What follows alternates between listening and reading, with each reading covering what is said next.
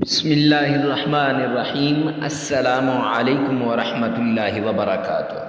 معزز سامعین کرام، آج جو ہم آپ کے سامنے حاضر ہوئے ہیں، محبت کا وظیفہ لے کر حاضر ہوئے ہیں۔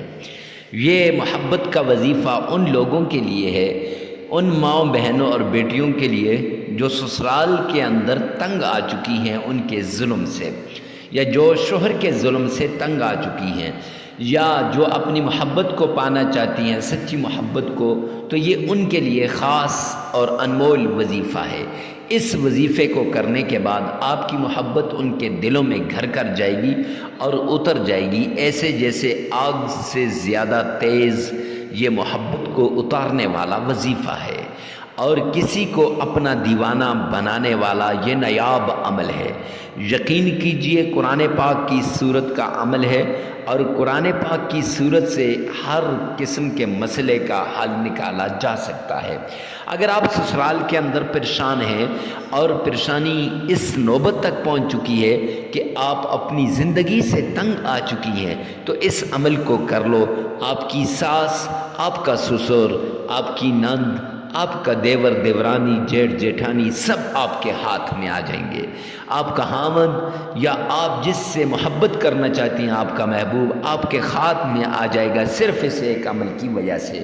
تو آئیے جلدی کیجئے اس عمل کی طرف، اور فوراً سے پہلے اس عمل کو کیجئے۔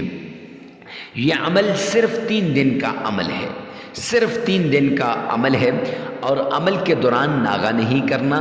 جگہ کی قید نہیں ہے، وقت کی قید نہیں ہے، ہر جگہ ہر وقت آپ اس عمل کو کر سکتے ہیں، لیکن یاد رکھیے گا عمل کرنے سے پہلے آپ نے کسی کو بتانا نہیں۔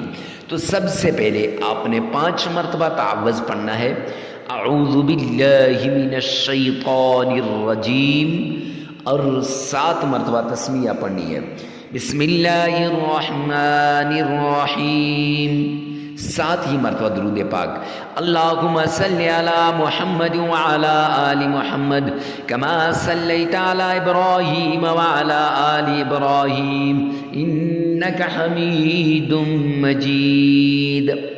پڑھنے کے بعد 313 مرتبہ یا ودودو اس طرح پڑھیں کہ مقررہ وقت پر آپ نے اس کو پڑھنا ہے، یعنی ہر نماز، فجر کی نماز کے بعد، ظہر کی، عصر کی، مغرب کی، عشاء کی، جس نماز کے بعد آپ نے عمل کو شروع کرنا ہے تو تینوں دن اسی نماز کے بعد آپ نے اس کو پڑھنا ہے۔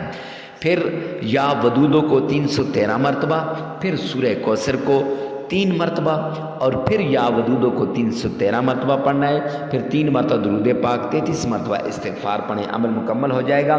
عمل کے دوران ناغہ نہیں کرنا، جگہ کی قید نہیں، وقت کی قید نہیں۔ ویڈیو کو ثواب کی نیت سے صدقہ جاریہ سمجھ کر شیئر کرنا مت بھولیے گا۔